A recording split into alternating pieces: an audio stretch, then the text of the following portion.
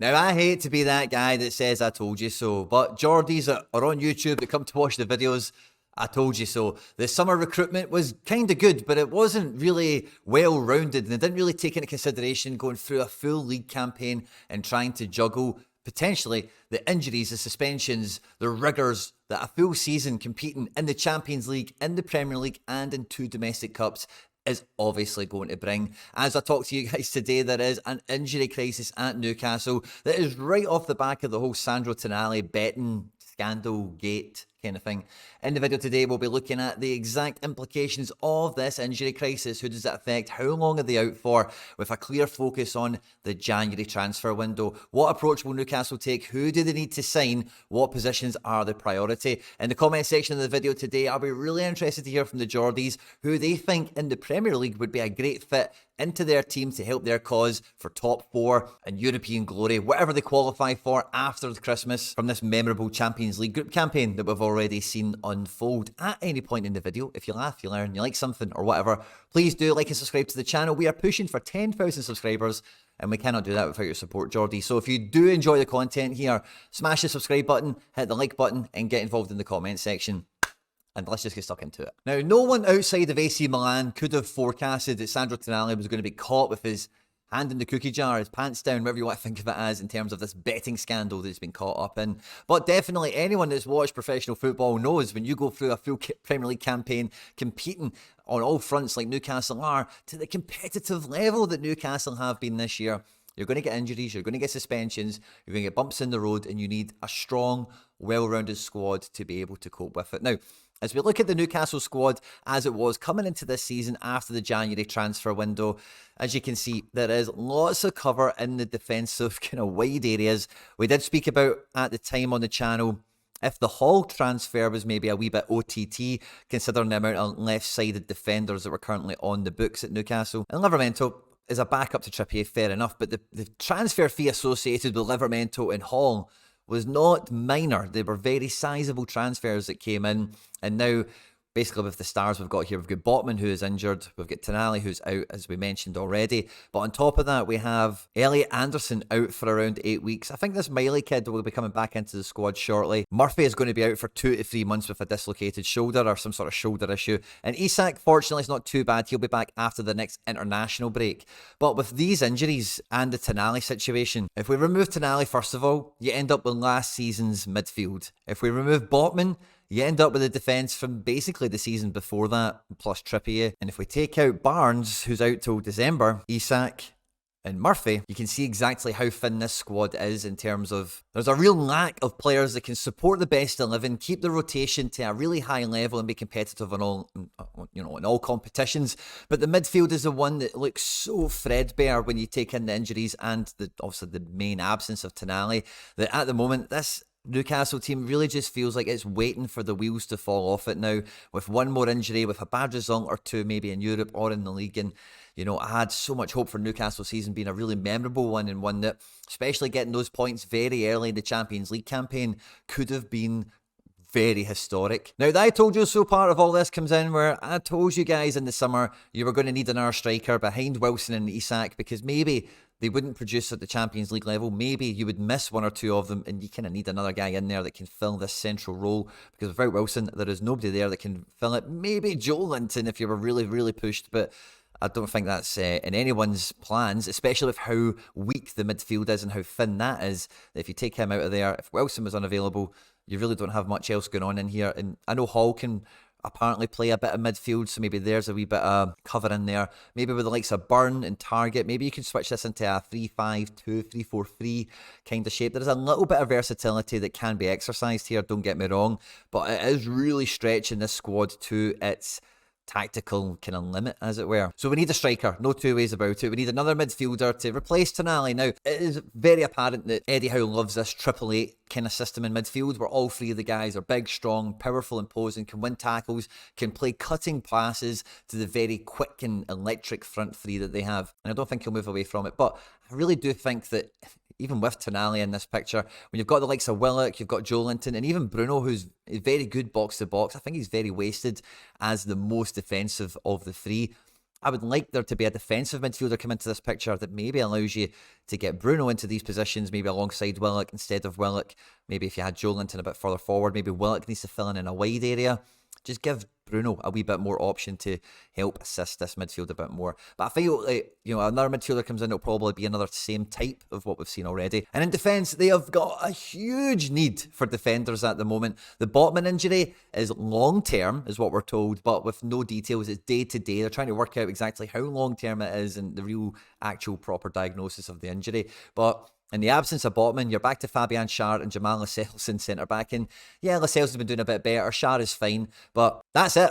That's all there is. So for me, Newcastle need to be recruiting defenders that are happy to be on the bench, be a developmental player that can also help play League Cup, play weaker matches, rotate around the squad, that kind of thing. And in this exact situation that they'll find themselves in, they're ready enough to be called upon for senior first team football, and they can add into this Newcastle team. Now, I've got 3 suggestions for centre-backs. The first 2 I was really thinking about before the Botman injury was stated as being a long-term one. I thought these guys would probably come to Newcastle, be very happy to develop, be on the bench, get some minutes here and there, and watch their careers grow. The first one is Mika Marmal. Now, the Las Palmas defender is a La Masia, a Barcelona Academy graduate. Gerard Piqué, he owns a team, you might not know this, called Andorra in the second tier of Spanish football. We signed this guy last year and he was very, very good in the second division. He's now at Las Palmas in the first division, and I like the So Rare scoring matrix because it's out of 100 and it gives you a really clear idea of where players are performing, and how well they're actually doing across a lot of different metrics that don't get covered by SofaScore, FootMob, these types of places that rate players out of 10. I much prefer this out of 100 rating. And Mika Marmal, when you really look into his style of play and what he adds, he's a very capable defender. I've watched this guy, so I know what he's like. He's actually very good on the ball, and he's a very, very good passer. And he's shown that he has a style of play that's adapted from one level to another. And although I don't think he'd be ready to come into the Newcastle best 11, the first team, he's definitely got the raw minerals of a player that could flourish. And at 22, by the time you get defenders to 25, 26, could be a real mainstay, could be a really important player, because I know the urgency that now is around the Botman situation, but Fabian Schär is not getting any younger, and ideally with a Rolls Royce defender that you've got like Sven Botman, you want to get him a partner that can develop and really become a bit of a long-term defensive solution for Newcastle. And this guy, I think, is a great candidate. Would be very, very, very cheap, I would imagine, in transfer market from Las Palmas. The next one is in that same kind of mould, a kind of up-and-coming guy that can be moulded. And 17-year-old Lenny Yoro is in his 3rd season as a registered professional. He's not amounted more than 30 games, but he made his debut 2 seasons ago. Last season, he started to come into the Lille team more. And this season, he's been super impressive. And Lille, as you know, where Sven Botman came from, have got a great track record of developing players in a number of different positions. At 17 years of age, he's had an incredible start to the season where his average performance out of 100 is very often exceeding 60. And this is for Lille, one of the top teams in Ligue 1, one of the top 5 divisions in Europe. And yeah, Lille are getting some clean sheets, they're not conceding many goals, a very formidable defence, just like Newcastle. But where this guy is really starting to shine is his one-on-one defensive capabilities, his versatility, and how he carries himself on the pitch for such a young kid. He's very much one of these guys that when you see him on the pitch, he plays above his years, as it were. But very much in the spirit of the initial Sven Botman transfer. What I love about the transfer policy that Eddie Howe has had at Newcastle: Sven Botman, league winner in France; Trippier, league winner in Spain; Tonali, league winner in Italy. I love that kind of talent idea of bringing winners into a club to help with that winning culture and help the team ultimately go on to win things. And if Sven Botman's injury is long-term, you need someone that can long-term fill that void this season. And for me, if you're looking across European football and you're really looking for not necessarily a money no option, but for me, best bang for buck option around European football for Newcastle United at centre-back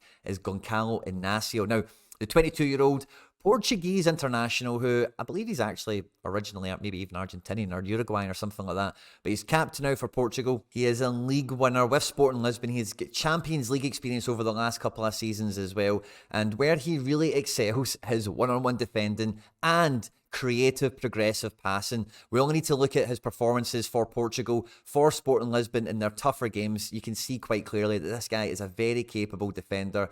Against Atalanta here in the Champions League, he's winning tackles, 7 effective clearances. He's won 8 duels on the ground and in the air. He's only lost 1 out of 9 duels there. And he's won 3 interceptions, but it's the passing on top of that. He's not just a defender. He's getting on the ball and he's able to play passing into the creative midfielders in the team, as well as the guys in the final third with pace and progress Sporting Lisbon into a lot of their attacking positions. He is going to be a guy that will show up at an elite team in European football, and everyone's going to go, why did X team not sign this guy? This guy is absolutely perfect for Newcastle because he can play left centre back while Botman is injured, but he's right footed. He can play as right back. He's that versatile as well, you know. So a guy that can play anywhere. You could probably squeeze him into left back if you really had to, but outside of left back, he can play across the full defence.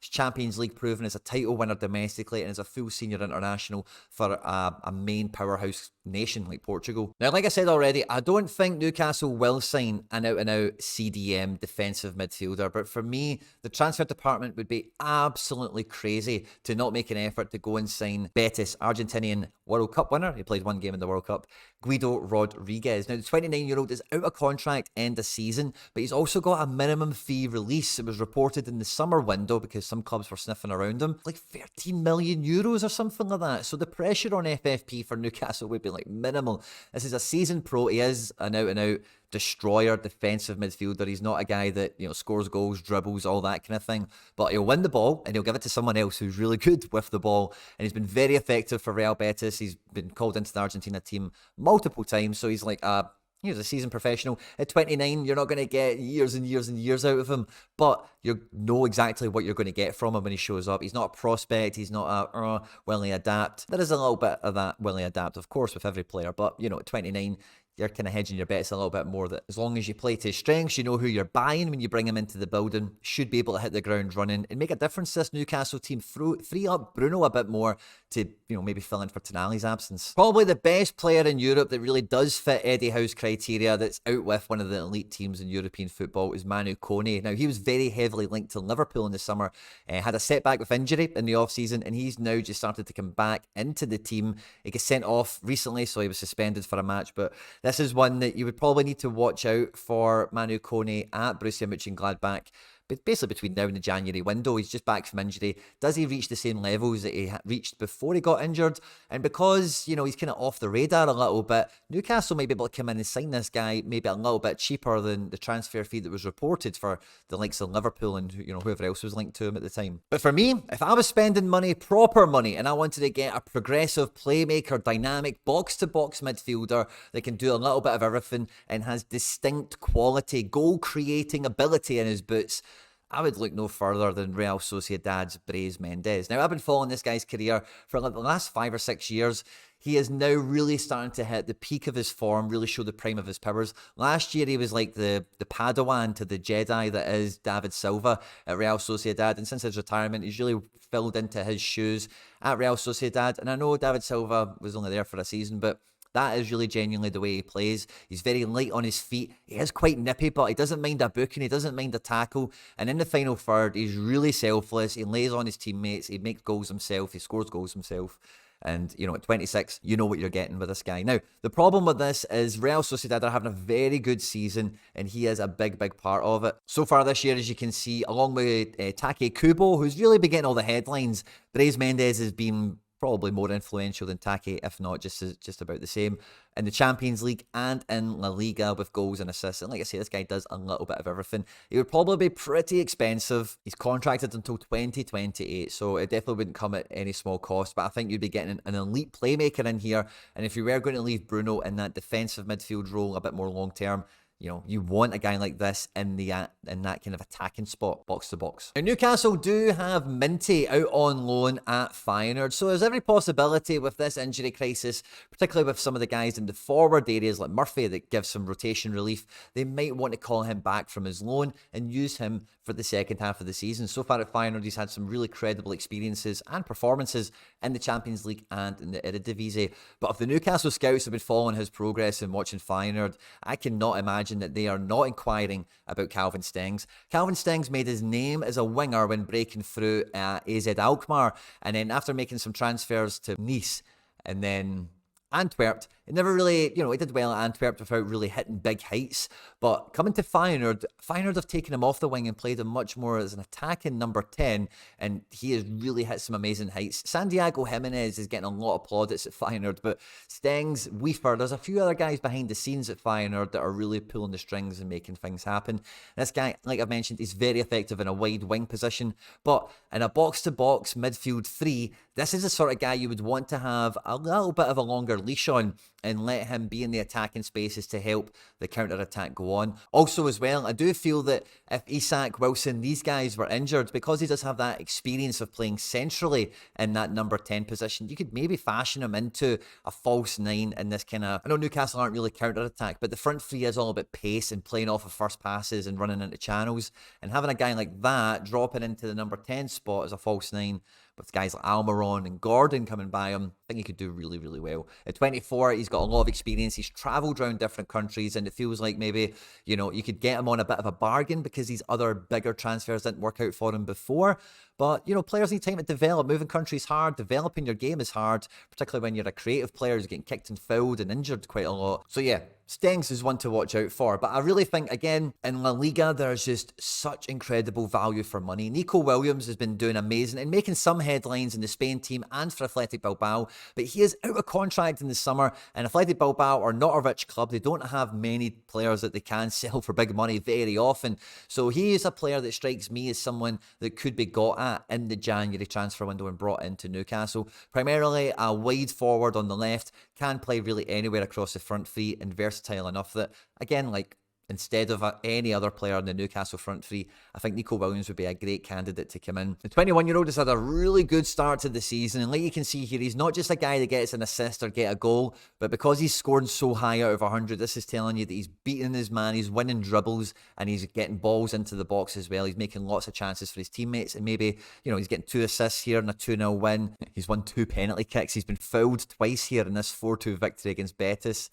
And as you can see, it goes on. It does result in goals. It does result in assists, but he creates much, much more than what's actually been delivered. And a player like this, who's a Spain international, 21 years of age, out of contract in the summer, it feels like a very good transfer option for a January transfer for a team like Newcastle. But if we're looking at the kind of money, no option element, this is maybe something that would spill into next summer. Nico Gonzalez, I think is probably a big upgrade on an Almiron on the right wing, and with Gordon on the left, I think that would be a great kind of mirror image of an attack for Newcastle. He's been making a lot of headlines in Italy. He's the main man at Fiorentina at the moment, and they're playing European football and domestically, but Fiorentina again are not a rich club. They are quite open to selling, and I wouldn't say it's unimaginable they would sell a guy like this mid-season, although it would derail a lot of their interests and prospects for the year. As you can see, for Argentina, he's playing through the middle as a striker, but, for Fiorentina, he mainly plays on the right wing. He's very effective, very, very decisive.